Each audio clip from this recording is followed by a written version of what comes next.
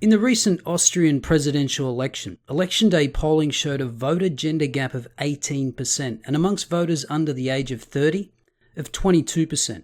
And in the recent US election, pre-election polls showed a gender voting gap preference of 25%, the widest in 60 years. So has gender become a more significant variable in voting preferences? And if so, why might that be the case?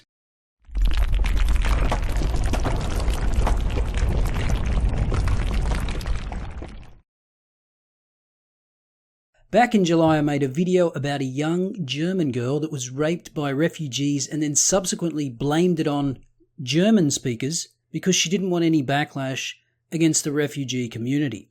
She then penned an open letter on Facebook apologizing to her attackers for potentially fueling racism against them. I then linked this self-destructive behavior to a propensity by women to be overly empathetic or compassionate, as outlined in an article by Professor of Psychology Paul Bloom. I then suggested that this may have something to do with the Austrian election results, which showed women, and more specifically younger women, voting overwhelmingly for the pro-EU, pro-immigration refugee candidate. Now, admittedly, those are tenuous conclusions. There are a lot of variables at play and generalizations made about gendered personality traits. And nor am I suggesting that gender is the most important variable in voting preferences. In the recent US election, and as we'll see the most recent Austrian election, education levels were arguably the most important variable in voter preferences. However, I do think there's an increasing gender divide in more recent times that's worth highlighting, and perhaps we can look at some reasons why that may be the case. So as you might recall, the results of the May election in Austria were annulled because of voting irregularities that could have potentially influenced the very close result. Thus, a revote took place on December 4th, with the pro-EU, pro-immigration candidate Alexander Van der Bellen winning by a comfortable 53.3% to 46.7%. Much more convincing than the May result, where the margin was less than a percentage point. As I reported back in July, based on an election day survey, the May result showed that women overwhelmingly voted for Van der Bellen and men for Hofer, both showing a 60-40 split. More precisely, 2/3 or 67% of women aged between 16 and 29 voted for Van der Bellen. However, in the December election, although the majority of males again voted for Hofer, there was a swing toward Van der Bellen, and at the same time, the female vote for Van der Bellen strengthened, with 69% of the under 30 category of women voting for Van der Bellen. Now, a couple of observations are in order. As a general rule, younger people are more accepting of so-called progressive issues like gay marriage or refugees, and that is certainly true in the case of Austrian women.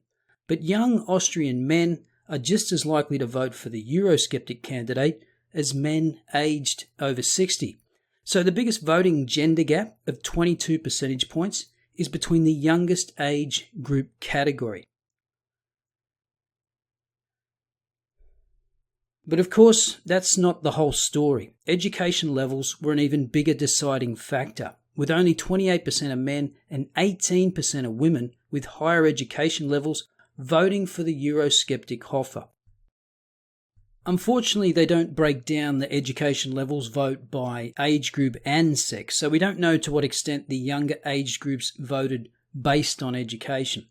That will be interesting given that most advanced Western democratic economies are currently undergoing a shift to a more educated female population, so that extra margin between the youngest cohort of males and females might be explained by education levels, but we just don't know. Now, in the 2010 federal presidential election, there were 3 candidates, so it's difficult to make a comparison. However, the biggest difference between the genders was for the winning candidate, by a margin of 9%, only half that compared to the most recent election. And of course, they were different candidates running on issues that were somewhat different to the issues of 2016. Now, lending credence to the idea that a gender gap in voting preferences is increasing, is this graphic of the US presidential election from NPR showing a 25-point gap in pre-election polling between men and women, the largest in post-World War II data. Notice also that women have not given preference to a Republican presidential nominee since Reagan, almost 30 years ago. But again, as we know, education levels played a big role in voting preferences in the US election, as did race, with 66% of white, non-college educated voters voting for Trump and 76% of non-white, non-college educated voters voting for Clinton. And of course, there are a bunch of other factors to consider, such as age and income levels, to name a few. So, what to make of all this? Well, if education levels are one of the biggest factors driving voter preferences, and the trend of more women undertaking tertiary studies continues, we might conclude on that basis alone that the gender gap will continue to widen. But back to the recent Austrian experience. In May, it was revealed that nearly 1 out of 3 asylum seekers in Vienna was accused of committing crimes in 2015. North African gangs were responsible for roughly half of the almost 16,000 violent crimes, that is, rapes, robberies, stabbings and assaults, reported in Vienna during 2015. Hofer ran on a platform of imposing strict rules on immigration and tough rules for asylum seekers, whilst Van der Bellen was opposed to limits on immigration. Now that was in May, so I don't know if Van der Bellen changed his tune in the interim to win over more voters. But clearly the refugee crisis is a big issue for Austria, with over 90,000 requests for asylum received in 2015 alone. That's a big number given Austria's relatively small population of 8.8 million. By contrast, Australia has one of the most generous refugee intakes in the world on a per capita basis, and we take in less than 20,000 a year with a population of 23 million. Now, obviously, there are other reasons to vote against the party that seeks to impose restrictions on immigration and tough rules on asylum seekers, but still, it remains an interesting question as to why young women, particularly well-educated women, vote overwhelmingly in favour of large refugee intakes and are overrepresented in those that volunteer to help refugees when they are at the most risk of rape and other sexual offences. Perhaps we should think of these women as stunning and brave since they're willing to risk their own safety to help refugees. Or could there be another explanation? Now, as mentioned earlier, my previous video touched on the tendency of women to be overly empathetic or compassionate as a possible reason for Céline Goren's treatment of refugees that raped her and Austrian women's voting preferences.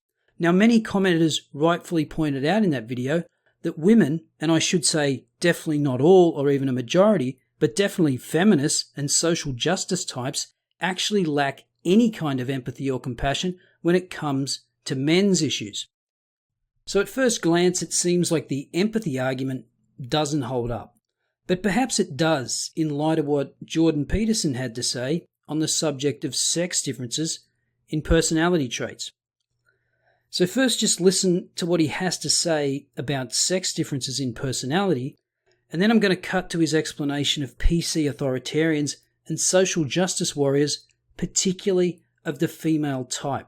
I'm a personality psychologist, and one of the things that personality psychologists actually study is sex differences in personality, which are very large, by the way, and which are also larger in the Scandinavian countries, where the most steps have been taken to flatten out the sociological landscape for men and women. The biological differences in personality between men and women are larger there now than anywhere else in the world, and that's very well documented. It's not a matter of opinion. It's a very well documented scientific fact. Well, one of the things that we found, because we've looked at political correctness in the same way that Jonathan Haidt has, pursuing research using the same methodology, and we developed a questionnaire for assessing the degree to which someone is politically correct that was originally derived from 200 items. And what we found was that there were two forms of political correctness. There was liberal political correctness, which is a hybrid between obviously classical liberal beliefs and politically correct beliefs. And then there was a more pernicious kind of politically correct belief, which was PC authoritarianism. or we described as PC authoritarianism, and the PC authoritarians were high in disgust sensitivity and orderliness. And so you see the proclivity towards fundamentalism, or the proclivity towards totalitarianism in a belief system, seems to be motivated in part by a trait known as orderliness, which is part of Big Five conscientiousness. Conscientious people make good managers and administrators and tend to be more conservative. But conscientiousness breaks down into industriousness and orderliness seems to be the predictor of the proclivity towards authoritarianism, whether on the right or the left, because right-wingers, radical right-wingers, are also disgust sensitive, and so are the PC authoritarians. The difference between the left-wing authoritarians and the right-wing authoritarians seems to be that the left-wing authoritarians are also high, paradoxically enough, in a trait called agreeableness. And agreeableness is a maternal trait. So if you're agreeable, you're compassionate, primarily. You're also polite and compassionate. And you might say, well, the social justice warriors are neither polite nor compassionate, but you have to understand it as an offshoot of maternal behavior. And so if you're viewing the world through a maternal lens, then it falls into two categories: vulnerable infants and evil predators. And as long as you're in the vulnerable infant category, then you get the compassion and the politeness. But if you're in the evil predator category, then you better watch the hell out, because there's nothing more angry than a mother bear protecting her cubs.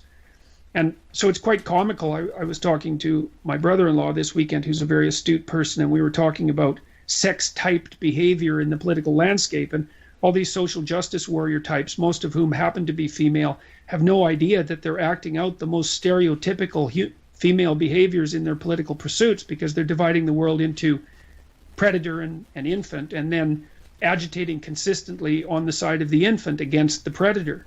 So could it be that young social justice warrior women see refugees as falling into the vulnerable infant category, and anyone that is openly hostile to refugees or simply opposes open border policies is put in the evil predator category? And if so, then of course you're not going to get empathy if you're in the evil predator category, and all kinds of behaviour can be excused if you're a vulnerable infant. Now, it should go without saying that not all women fall neatly into this category. We're talking about tendencies, and I'm drawing links that are admittedly tenuous. After all, educated Austrian men overwhelmingly voted for the pro-EU immigration candidate, but perhaps having higher levels of education in a Western education system that leans left authoritarian, as it does in most Western countries today, is going to train you, particularly if you're in the social sciences, to see the world through the vulnerable infant, evil predator dichotomy, which incidentally is similar to the way Marxists view the world. You're either oppressed or the oppressor. But maybe that's a topic for another video. Anyway, let me know what you think of my theorising in the comments below. Don't forget to smash the like button, subscribe, or if you feel especially generous, throw me $1 on Patreon. It's very much appreciated.